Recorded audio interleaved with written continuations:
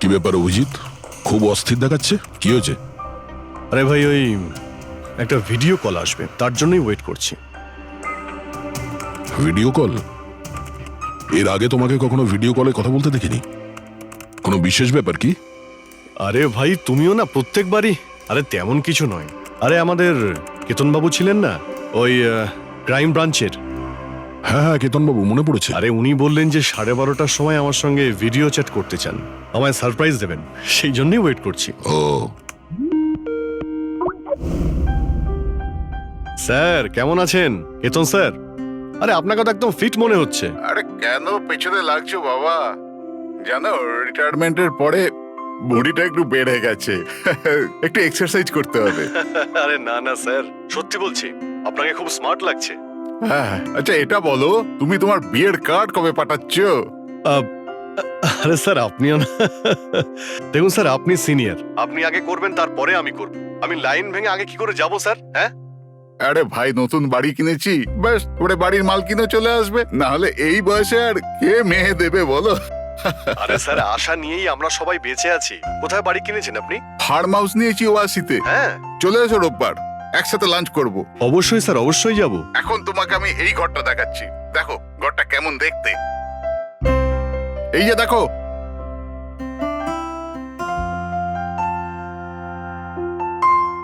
এবার আমি তোমাকে দেখাবো আমার স্টাডি রুম।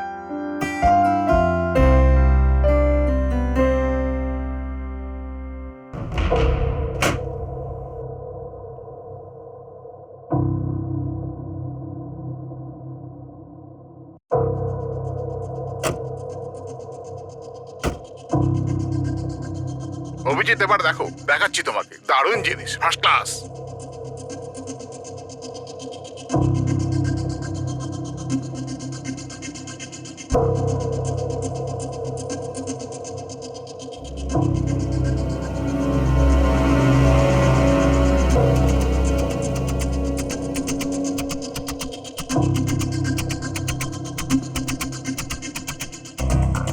দেখলে অভিজিৎ, এটা হলো আমার স্টাডি রুম। স্যার খুব ভালো হয়েছে, খুব ভালো। স্যার, রুমটা একটু খালি খালি লাগছে, যখন ফার্নিচার এসে যাবে রুমটা কিন্তু দারুণ লাগবে স্যার। স্যার কি হলো?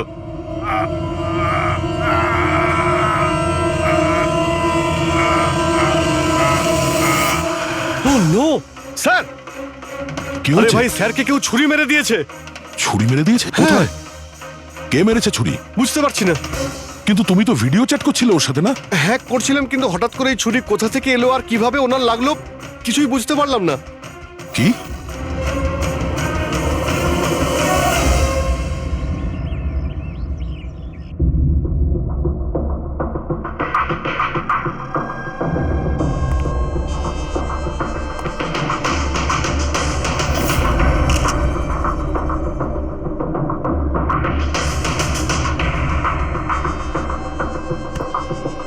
তুমি ঠিক আছো? হ্যাঁ ভাই, বুঝতে পারছি না এসব কি করে হয়ে গেল। স্যার স্যার কেতন স্যার তো 100 জনেরও বেশি আসামিকে জেলে পৌঁছেছেন। হতে পারে ওদের মধ্যেই কোনো একজন আসামি এই সব করেছে। হ্যাঁ, কিন্তু কিভাবে, কখন?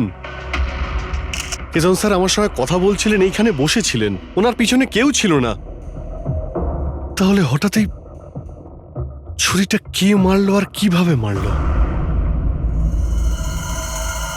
তুমি একদম শিওর যে ঘরের মধ্যে আগে থেকে কেউ ঢুকে বসেছিল না? আরে না ভাই, কেতন স্যার ভিডিও চ্যাটে উনি পুরো রুমটা দেখাচ্ছিলেন, আমরা কথা বলছিলাম, আর রুমটা দেখো, এখানে কোনো জায়গাই নেই, সবকিছু তো খোলা, কেউ কোথায় কিভাবে লুকোতে পারে? তুমি বলেছো যে তোমার সামনেই কেতনবাবু দরজা খুলে ভেতরে এসেছেন। হ্যাঁ, উনি এই দরজাটা খুললেন, ভিতরে ঢুকলেন, আর উনি দরজাটা বন্ধও করেছিলেন। তাহলে তো পরিষ্কার ব্যাপার, খুনি এই ঘরের মধ্যে আগে থেকেই ছিল, পরে আসেনি। আর সেটাই তো ভাই আমি দেখতে পেলাম না কেন? আরে আমার কথা ছাড়ো, ইনি কেন দেখতে পেলেন না? স্যার, এই রুমটাতে আসার আর কোনো রাস্তা নেই, এই দরজাটা ছাড়া। জানলা টানলা কিছুই নেই। পুরবি, এই রুমটা আবার ভালো করে চেক করো। কোনো না কোনো গুপ্তগত হতেই হবে এই রুমের। স্যার স্যার আমি 3বার চেক করেছি, প্রত্যেকটা জায়গা, প্রত্যেকটা কোণা, সবকিছুই। সত্যি এই রুমে আসার আর কোনো রাস্তা নেই। কোনো না কোনো গুপ্ত রাস্তা তো হবেই এই রুমের। কিছু গন্ডগোল আছে এখানে, না হলে এটা সম্ভব নয় যে অভিজিৎ ওই খুনিকে দেখতে পায়নি। এই কেতনবাবু এখানে একাই থাকতেন না? হ্যাঁ, একাই থাকতেন। এখানে কেয়ারটেকার থাকতো। তাহলে এটা জানতে হবে যে কে কে ওনার সঙ্গে দেখা করতে আসতো, আর কে কে জানতো কেতনবাবুর এই নতুন বাড়ির ব্যাপারে। ইয়া, পঙ্কজ স্যার। এই কেয়ারটেকারকে ডেকেছো তুমি? হ্যাঁ স্যার, কথা হয়েছে, আসছে। ফ্রেডি, প্রত্যেকটা ফিঙ্গারপ্রিন্ট নেবে, একটাও যেন বাদ না যায়। হ্যাঁ স্যার, প্রতিটা কোণের ফিঙ্গারপ্রিন্টস তুলে আনবো স্যার। স্যার, আমি তো দুদিনের ছুটিতে গেছিলাম। আমি কি করে জানবো যে এরকম এত বড় একটা ঘটনা ঘটে যাবে? তুমি ছাড়া এখানে আর কে কে আসতো? কেতন স্যার আর কার্পেন্টার,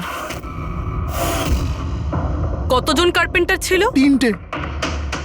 আর কতদিন ধরে কাজ করছিল? প্রায় 1 মাস ধরে। 1 মাস ধরে? তার মানে ঘরের কোনা কোনা ওরা জানতো। এই কার্পেন্টার কেতনবাবু কোথা থেকে এনেছিলেন? ওনার পরিচিত ছিল নাকি কেউ পাঠিয়েছিল? না স্যার, ওরা কেতন স্যারের জানাশোনা লোক ছিল, কারণ ওরা কেতন স্যারের আগের বাড়িতেও কার্পেন্টারের কাজ করেছে। তুমি শিওর যে আর কেউ আসেনি? না স্যার। হ্যাঁ, মনে পড়েছে স্যার, 2জন অচেনা লোক এসেছিল। একজন কোনো এক ইন্টারনেট কোম্পানি থেকে এসেছিল, আর দ্বিতীয়জন ওয়াটার পাইপলাইন চেক করতে এসেছিল। ওরা পুরো বাড়ি ঘুরে দেখেছিল। স্যার এর জন্য আমাকে বকেছিলেন। কেন বকেছিলেন? কেননা আমি ওদের ভেতরে আসতে দিয়েছিলাম। স্যারের ওই 2জনের প্রথম থেকে আসার কোনো খবর ছিল না। আর স্যার ইন্টারনেট কানেকশনের জন্য কাউকে কিছুই বলেনি। আর এটা কবেকার ঘটনা? এটাই 2-3 সপ্তাহ আগের কথা। ও, মনে হচ্ছে এই দুজনেই কোনো গন্ডগোল করেছে। আচ্ছা, 5 বছর আগে তোমরা যখন এই কেসটা সলভ করেছিলে, তখন কেতনবাবু ছাড়া এই টিমে আর কে কে ছিল? আমি, পুরবী, কেতন স্যার আর মহেন।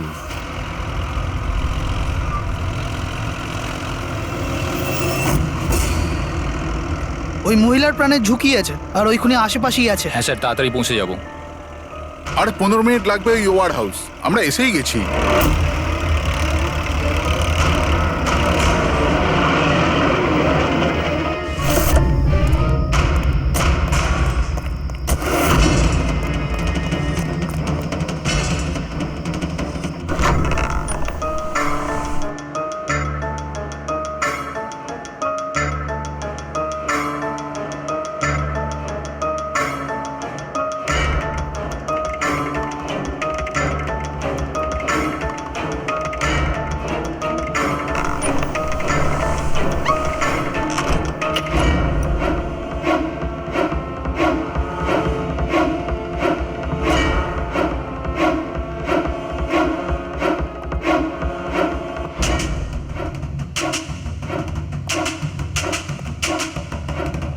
স্যার, এখানে তো কোনো মহিলাকে দেখতে পাচ্ছি না, আর ওই অপরাধীও নেই। ওটা কোনো মিথ্যে কল ছিল না তো? কোনো কারণ তো হবেই যে কেউ আমাদের ফোন করে এখানে ডাকলো, আর সেই কারণ এই আশেপাশেই আছে।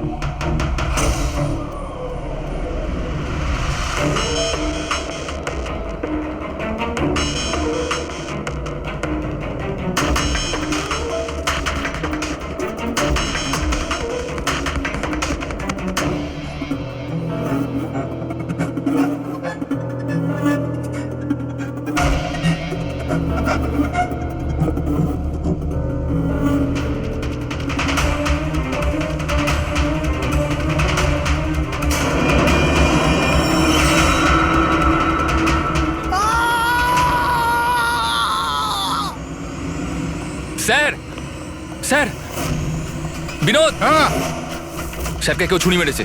Sir sir oh no oh no, he is dead. তুমি দরজাটা দেখো, দরজা দেখো তাড়াতাড়ি। আরে দরজা তো ভেতর থেকে বন্ধ, তার মানে খুনি ঘরের ভেতরেই কোথাও আছে। ওদিকে দেখো, তুমি ভেতরটা দেখো, হ্যাঁ, তাড়াতাড়ি যাও। দেখছি।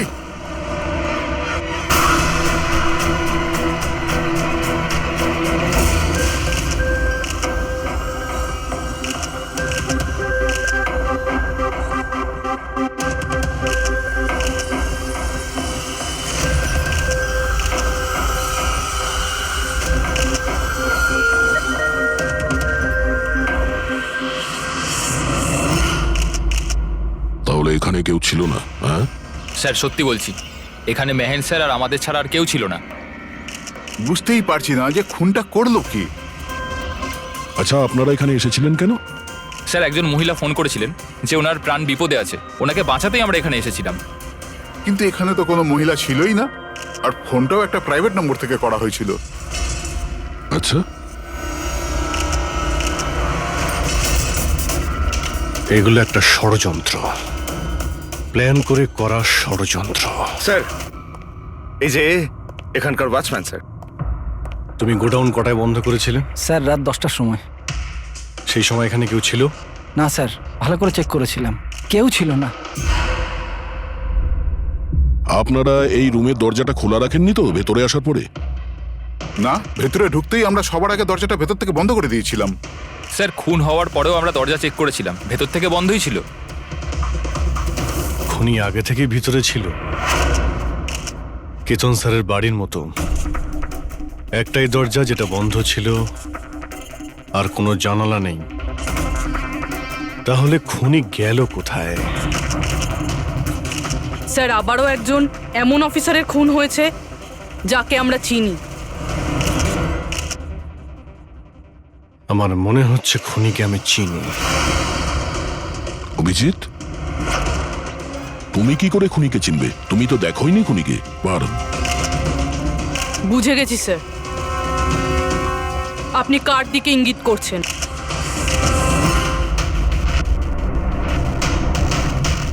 তুমি জানো এসব কি? হ্যাঁ, এটা এশিয়ার নামকরা ক্লাসিক আর্টওয়ার্ক, কিন্তু এসবের এই কেসের সঙ্গে কি সম্পর্ক? যেটাকে তুমি এশিয়ার বিখ্যাত আর্ট ওয়ার্ক ভাবছো, সেটা আর্ট ওয়ার্ক ঠিকই, কিন্তু অরিজিনাল নয়। এটা ডুপ্লিকেট, নকল। এগুলো নকল, কিন্তু দেখতে তো একদম। দেখতে একদম আসল, অথচ এটা নকল। কিন্তু এই আর্টওয়ার্কের এই দুটো মার্ডারের সঙ্গে কি সম্পর্ক? এটা 5 বছর আগের কথা দয়া। তোমার এটা মনে আছে তুমি আর এসিপি স্যার ডেপুটেশনের জন্য দিল্লি গিয়েছিলে? সেই সময় কিছুদিনের জন্য আমি আর পুরবী একটা কেসে ক্রাইম ব্রাঞ্চের হয়ে কাজ করেছিলাম। হ্যাঁ হ্যাঁ হ্যাঁ, কিছু কিছু মনে পড়ছে। এটা সেই কেস না যাতে কেউ নকল আর্টওয়ার্ক বানিয়ে সেটাকে বেশি দামে বেচার চেষ্টা করছিল? কারেক্ট। এই আর্টওয়ার্ক সেই বানিয়েছে, মিখেল। ওর নাম মিখেল।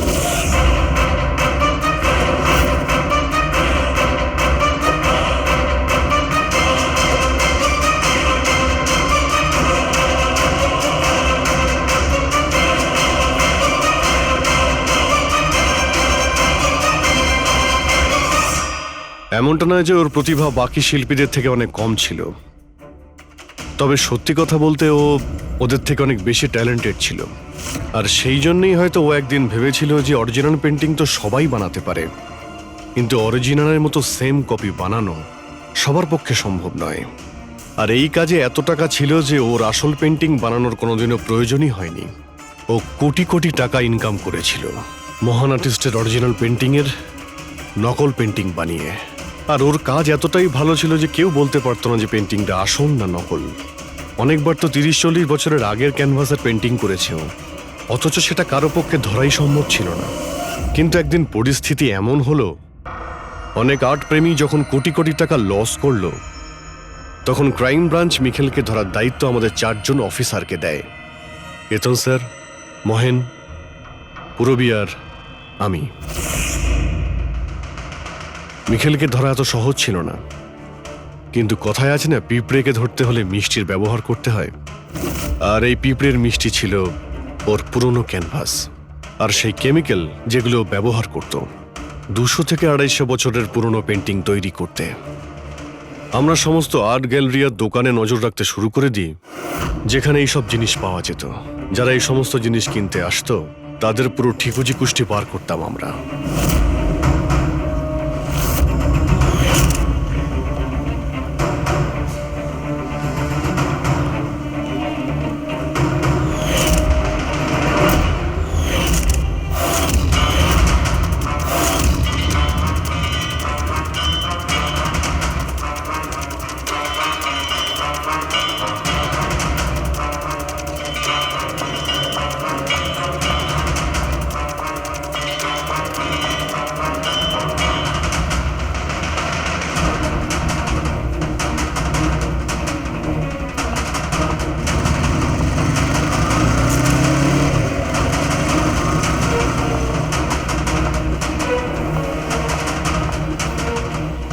এই যতগুলো ছবি পাঠাচ্ছি প্রত্যেকের ডিটেলস আমার লাগবে।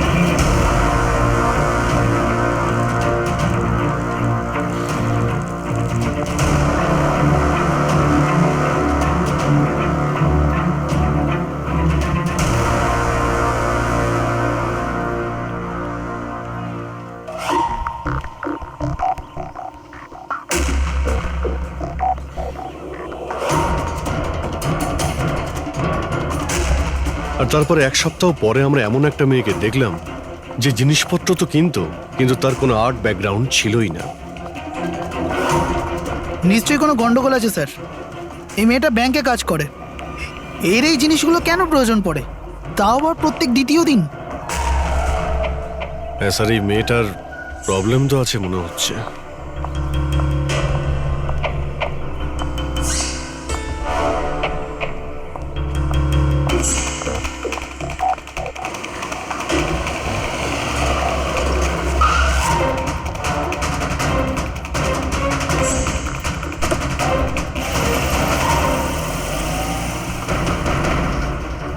এই মেয়েটার একটু গন্ডগোল আছে, ওর পিছু নাও, দেখো কোথায় যাচ্ছে।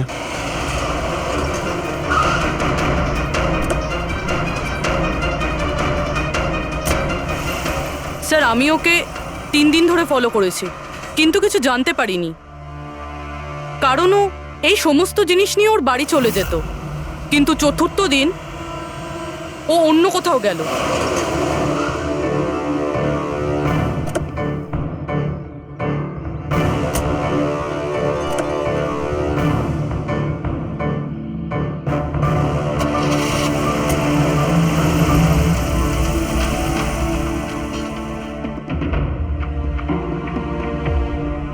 নিখিল, নিখিল, নিখিল, নিখিলও না, এখনো লাঞ্চটাও করেনি।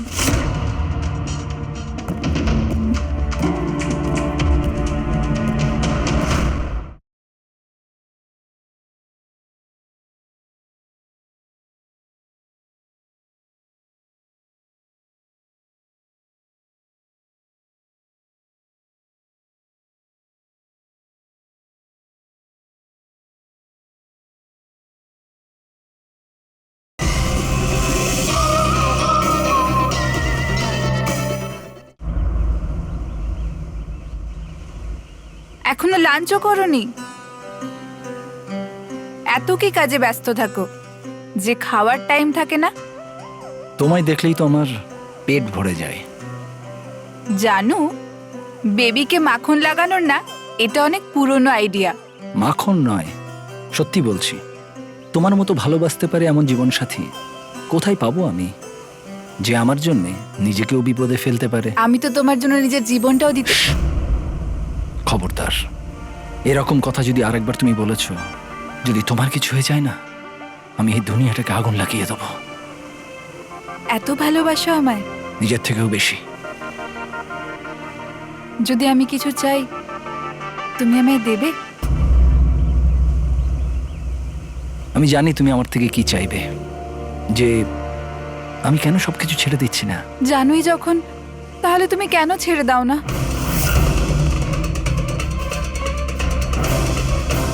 শীতল, মানুষের জীবনে দুটো নেশা হয়, আমার ভালোবাসার নেশা তুমি পূরণ করো, আর আমার দ্বিতীয় নেশা শিল্পীর, যেটা আমার কাজটাকে পূর্ণ করে। এই দুটোর মধ্যে একটাও যদি আমার থেকে দূরে যায় না, তাহলে আমি অসম্পূর্ণ থেকে যাব। আর আমি চাই যে ইতিহাস আমায় সব থেকে ভালো স্বামী আর সব থেকে ভালো আর্ট চোর হিসেবে মনে ব্যাস রাখে। মিখেল, অনেক ইতিহাস লিখেছ, বাকি জীবনটা জেলেই কাটিও।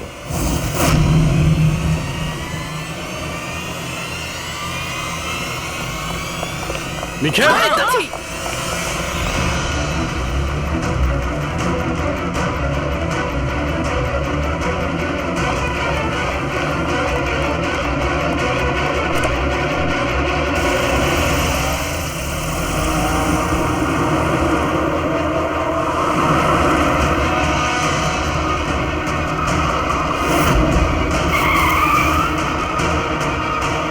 প্লিজ আমার কথা শোনো, জেদ করো না। নিজেকে আইনের হাতে তুলে দাও প্লিজ। না, আমি করব না।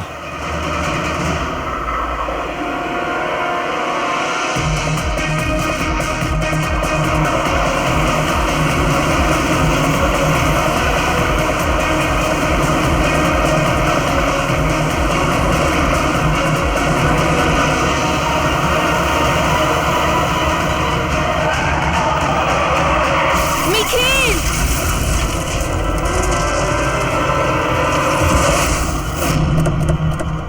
শীতল, মিখেল দাঁড়া, বলছি, দাঁড়া, শীতল! দাঁড়া। শীতল, চোখ খোলো, শীতল!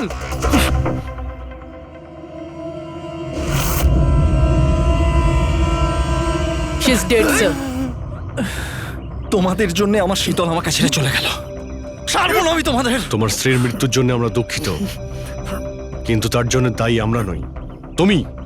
না তুমি অপরাধের রাস্তায় হাঁটতে, আর না তোমার পাপের শাস্তি তোমার স্ত্রীকে ভোগ করতে হতো। কাজের শাস্তি কে পাবে এটা ভবিষ্যৎ বলবে। ওর 5 বছরের শাস্তি তো এতদিন শেষ হয়ে গেছে, কিন্তু ওর স্ত্রীর মৃত্যুর প্রতিশোধের আগুন হয়তো ওর মনের ভিতরে এখনো জ্বলছে। মানে কেতনবাবু আর মেহেনের পরে ওর টার্গেট এখন পুরবি আর তোমার ওপর। কারেক্ট। কিন্তু স্যার, ও এসব করছেটা কি করে? কারণ নজরে পড়ছে না কেন? এবার এই রহস্যের পর্দা তো মিখেলই তুলতে পারবে। ও তোমার আর আমার কোনো ক্ষতি করার আগে মিখেলকে আমাদের ধরতেই হবে। স্যার, স্যার কেতন বাবুর বাড়ি থেকে যে ফিঙ্গারপ্রিন্টস গুলো পেয়েছিলাম, হ্যাঁ, ওটা কারোর সঙ্গে ম্যাচ হয়েছে? স্যার ওই ওয়াটার পাইপলাইনে যে কাজ করে সে নির্দোষ হলেও যে লোকটা ইন্টারনেটের কাজ করে সে খুব গোলমেলে। এই ইন্টারনেটের লোকটা কে? Sir Ramen sir. Sir sir পুরনো পাপি স্যার। এই তো 6 মাস আগে ও অথর রোড জেল থেকে ছাড়া পেয়েছে স্যার। Arthur road jail? ওই মিখেলকে তো ওই জেলেই রাখা হয়েছিল। তার মানে ওই জেলেই এই অপরাধের প্ল্যানিংটা করা হয়েছিল, মিখেল আর ওই রমন জব মিলে নিয়ে। তুই নিশ্চয়ই আবার জেলে যেতে চাইবি না? না স্যার, আমি দ্বিতীয়বার জেলে পাঠাবেন না স্যার। যদি আজ আমি মিখেলকে না পাই তাহলে তোকে এখানেই পুঁতে দেবো। না স্যার, মিখেল আমার সাথে এখানেই দেখা করতো, এখানেই দেখা করতো। আমি সেখানেই নিয়ে যাচ্ছি আপনাদের। আমার মিখেলকে চাই, ব্যাস। হ্যাঁ স্যার, ওখানেই নিয়ে যাচ্ছি আপনাদের।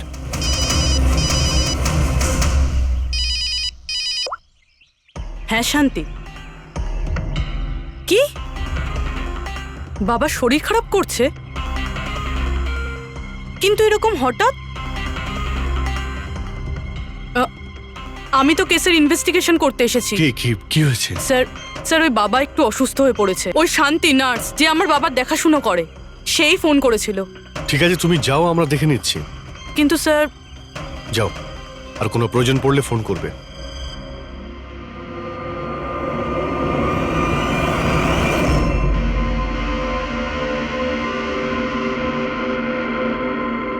কি হলো স্যার? ফ্রেডি, আমি এটা ভাবছি যে আমাদের এই সিআইডির কেরিয়ারে আমরা অনেকেই ক্লোজ রুম মার্ডার সমাধান করেছি, কিন্তু তাদের মধ্যে একটা কেসও এরকম ছিল না। হ্যাঁ স্যার, এর আগেও এরকম ঘর বন্ধ থাকার কেস এসেছিল। কোথাও না কোথাও তো গোপন রাস্তা খুঁজে পাওয়াই যেত খুনির আসার এবং যাওয়ার জন্য। হ্যাঁ, হয়তো রুমের মধ্যে কোনো গুপ্ত পথ থাকে, না হলে রুমের মধ্যে কোনো রাস্তা বানানো হয় খুন করার জন্য। কিন্তু এখানে না তো কোনো গুপ্ত রাস্তা আছে, না রুমের মধ্যে কোনো গন্ডগোল করা হয়েছে, না। আর এই খুনি এমন যাকে দেখাই যাচ্ছে না। স্যার, আমার তো ভেবেই কিরকম মাথাটা ঘোরা শুরু হয়ে গেছে। খুনিকে দেখা যাচ্ছে না কেন? অনেক বছর আগে আমি একটা সিনেমা দেখেছিলাম যেখানে হিরো একটা গ্যাজেট লাগিয়ে অদৃশ্য হয়ে যেত, কিন্তু ওটা তো সিনেমা ছিল না স্যার। হ্যাঁ, ওটা তো সিনেমা ছিল, কিন্তু এটা তো বাস্তব জীবন। স্যার, কি ভাবছেন আপনি? এটাই ভাবছি, এর মধ্যে কোন জিনিসটা আমি বুঝতে পারছি না।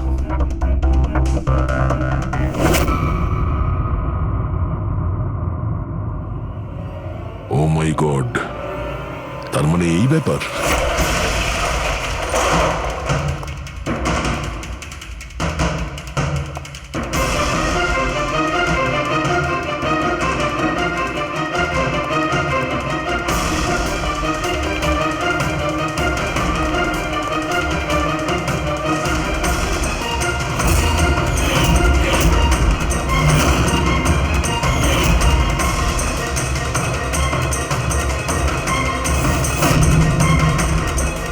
অনেকদিন ধরেই আমাদের চারজনকে ফলো করছিল, আর তুই ওকে হেল্প করছিলি এই সমস্ত কাজে। হ্যাঁ হ্যাঁ স্যার।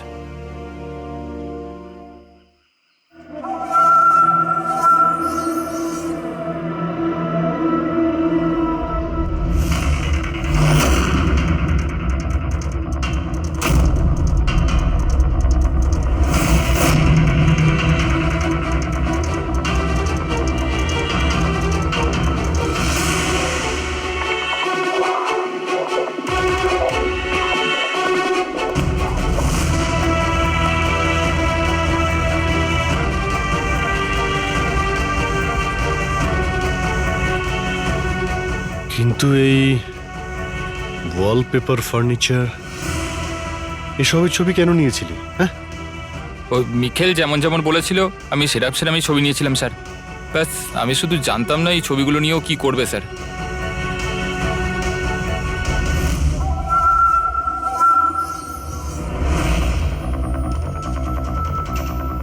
তাহলে কি এই ছবির মধ্যেই লুকিয়ে রয়েছে খুনের রহস্য?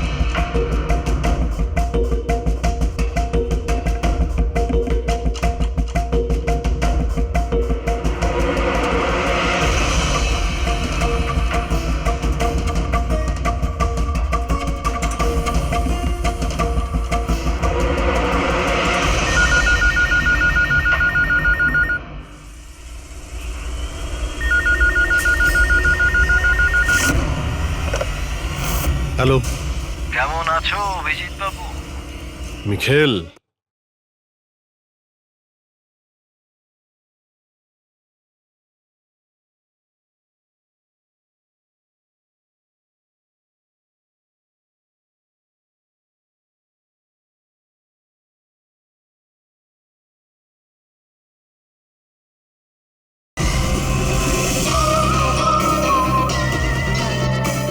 কি ব্যাপার, এতদিন পরেও তুমি আমার গলার আওয়াজ ভুলোনি? এমনিতে আমি জানতাম যে তুমি আমার বাড়ি পর্যন্ত নিশ্চয়ই পৌঁছবে। ইন্টেলিজেন্ট তুমি, কিন্তু সরি। তোমাকে স্বাগত জানাতে আমি বাড়িতে ছিলাম না। তোকে স্বাগত তো জানাবে সিআইডি, যখন আমরা তোকে আরেকবার ধরে জেলে নিয়ে যাব। জেল তো আমি তখন যাব না যখন তোমাদের নজরে আমি আসব। তার আগে এই ধাঁধাটা তো সমাধান করো যে আমি তোমাদের এমনিতে নজরে কেন আসছি না। কি হলো, কি ভাবনায় পড়ে গেলে? হ্যাঁ, আমি জানি তুমি ইন্টেলিজেন্ট। কিন্তু এতটাও ইন্টেলিজেন্ট নও যে এই কেসটাকে সমাধান করো। কেসটা তো তোমার আর পুরবীর মৃত্যু দিয়েই শেষ হবে। মিখেল, না না না না না না না না। রাগ নয় অভিজিৎ বাবু, রাগ করে কেন নিজের বিপি বাড়াচ্ছ? চলো একটা ছোট্ট তোমায় হিন্ট দিয়ে দিই। আমায় তুমি সেখানেই দেখতে পাবে যেখানে এই গল্পের শুরু হয়েছিল, যেখানে শীতলকে তুমি আমার থেকে ছিনিয়ে নিয়েছিলে। পুরবী মারা যাওয়ার আগে তো নিশ্চয়ই পৌঁছতে পারবে। মিখেল, মিখেল, হ্যালো পঙ্কজ, তুমি এক্ষুনি পুরবীকে ফোন করো, ওকে বলো বাড়িতে থাকতে, বাইরে বের না হতে। ও কি হলো স্যার? আচ্ছা, আমি যেটা ভাবছি সেটা যদি ঠিক হয় তাহলে জানা যাবে যে খুনি এগুলো কিভাবে করলো। কিভাবে? আশ্চর্য তো, বাবা তো পুরোপুরি সুস্থ আছে। তাহলে তাহলে শান্তি ফোন করে আমাকে ডাকলো কেন? আর নিজেও তো বাড়িতে নেই। ফোন করলাম, ফোনটাও ধরছে না।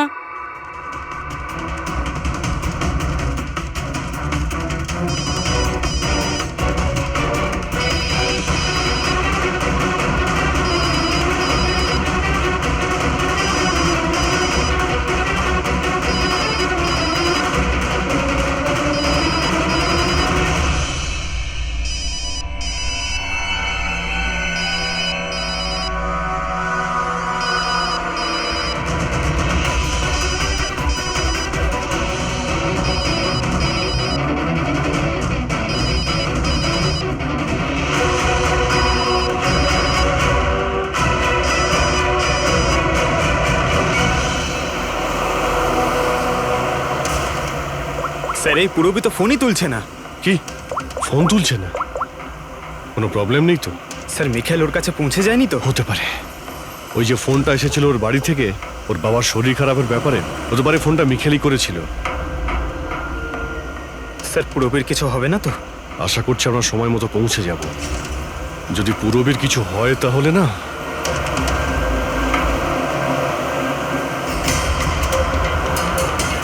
এসে গেছি। এটা সেই জায়গা যেখানে মিখেলের ওয়াইফ মারা গিয়েছিল।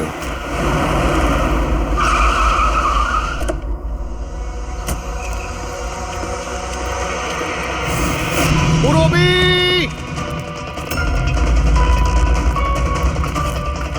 পুরবী!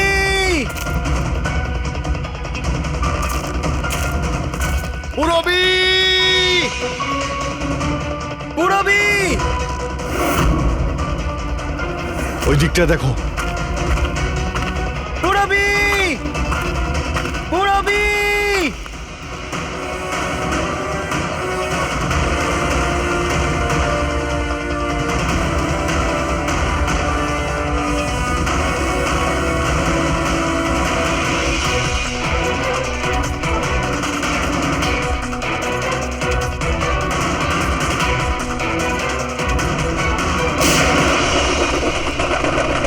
পুরবী! পুরবী!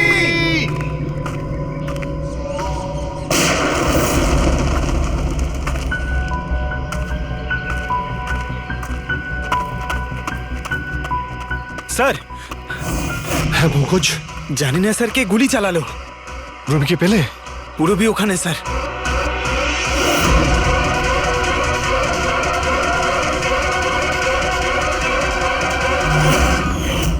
ও নো, পঙ্কজ অ্যালার্ট থাকবে। আমাকে কভার করো, আমি যাচ্ছি পুরবীর কাছে।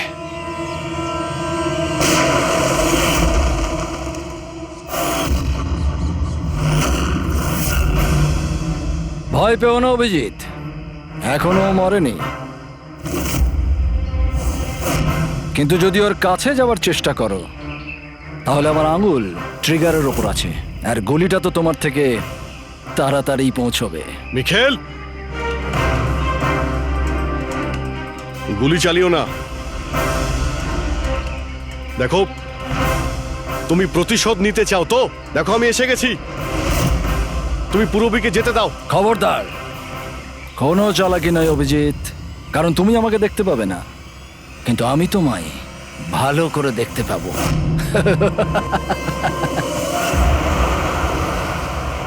অভিজিৎ, আমার কথা মন দিয়ে শোনো, তুমি একদম রিয়াক্ট করবে না। তুমি এই মিখেলকে দেখতে পাবে না। তুমি আর কেতনবাবু, ওকে কেতনবাবু স্টাডি রুমে দেখতে পাওনি। মাহান ওকে আর্ট ওয়্যার হাউসে দেখতে পাইনি। পুরবী নিজে ওকে ওর ঘরে দেখতে পাইনি। কেন? কারণ ওকে দেখা সম্ভব নয়। ও যেখানে যেখানে অন্যায় করে সেখানকার কোণে কোণে ও লুকিয়ে পড়ে। ওই রুমে, ওই ডেকোরেশনে ও এমন ভাবে লুকিয়ে পড়ে কেউ বলতেই পারবে না যে ও আর্ট পিস না, একজন মানুষ। কেতনবাবুর রুমে ও ও ওয়ালপেপার হয়ে গেছিল, ওয়ালপেপার।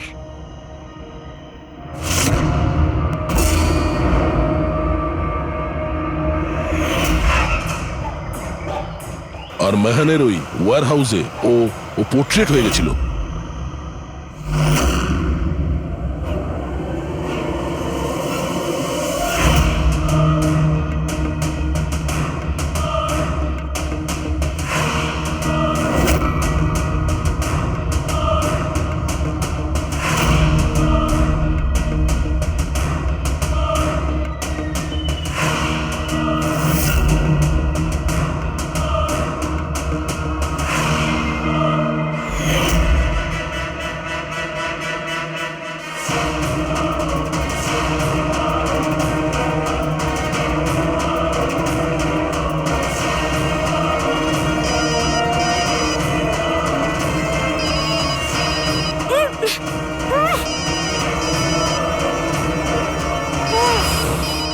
এটা আমি তখনই বুঝতে পারলাম যখন ওয়্যার হাউসের ক্রাইম সিনের ফটোগুলো আমি দেখলাম। তখনই আমার নজর ওই পোর্ট্রেটের আঙুলের ওপর গেছিল।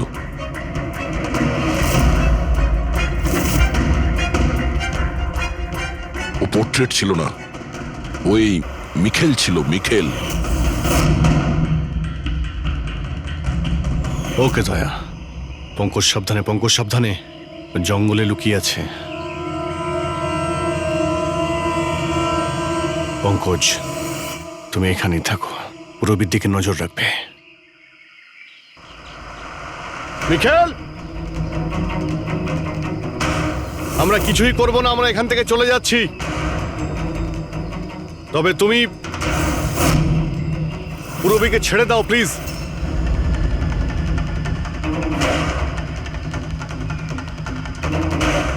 দেখো, এসব করে আর কোনো লাভ নেই। আমি এখানে এসে গেছি, তুমি তুমি বলো কোথায় যেতে হবে, আমি চলে যাচ্ছি। বাস, আগে এগোবে না অভিজিৎ, আমার সাথে গেম খেলা বন্ধ করো। ঠিক আছে, ঠিক আছে, গুলি চালিয়ে কোনো লাভ নেই, আমরা এখান থেকে চলে যাচ্ছি। কিন্তু তুমি তুমি কি চাও মিখেল? যা কিছু হয়েছিল সেটা সেটা তো হয়ে গেছে, কিন্তু এসব করে তুমি কি পাবে? হ্যাঁ,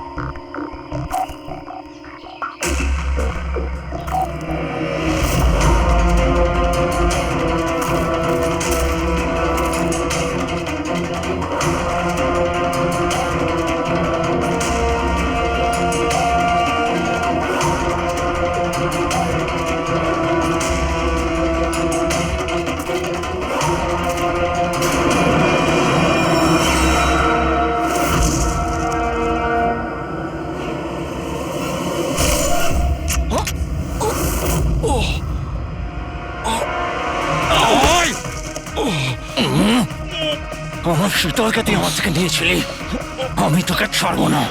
আয়, আমার শীতলকে দূরে করেছিলি।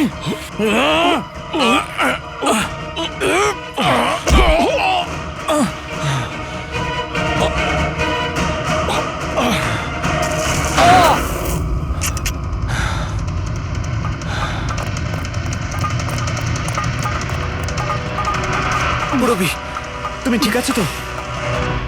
তোর আসল জায়গা জেলে, আর এইবার তুই বাইরে আসবি না, সোজা ফাঁসিতে ঝুলবি। আমার বউয়ের জ্বলন্ত চিতা দেখে আমি শপথ নিয়েছিলাম যে যতক্ষণ না তোমাদের চারজনকে আমি শ্মশানে পাঠাবো, না বেঁচে থাকবো না মরবো।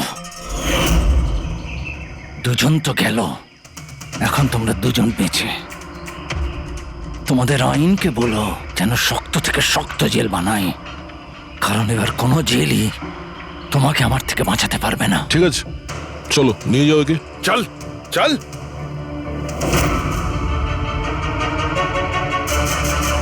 আসবো, ফেরত আসবো।